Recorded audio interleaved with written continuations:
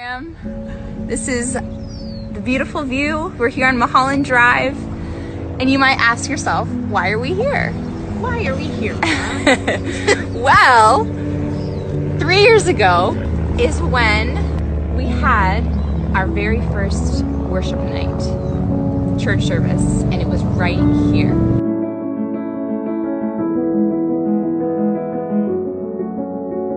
You receive these promises of God and you picture them, and you want them to happen immediately.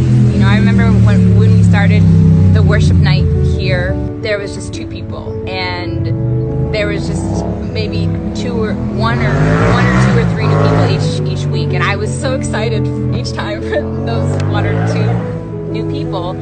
But at the same time, you're like, I wish there was just tons, you know. I wish immediately what was prophesied. I want to see the revival that I'm envisioning before my eyes now, and you just hunger for that to be there right now, and you hunger for the promises to come to pass right now, and the dreams to come true right now.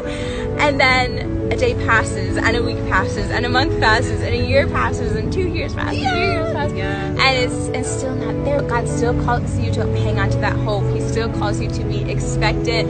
He still calls you to rejoice in Him. He still calls you to trust in that word. God will make you promises, but He won't tell you the exact day. And there is a beautiful crushing that happens in this time. In this time, this is where He forms that heart of, I just want God's will. That's where He forms that heart. At first, it's like, oh man, I really want this to happen, but I want God's will too. But I just want this to happen.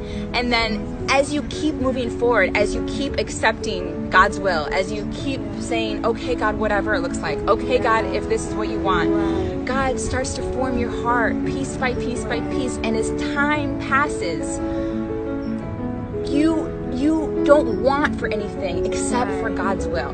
That's what your want is. That's your entire want, is God's will to be done. And that's why God takes us through these times of stretching us through not seeing the promise come to pass immediately. Why He causes us to wait, causes us to just keep showing up, keep obeying without seeing the fruit before our eyes. That's why, because that's where He forms this beautiful heart that only wants His will.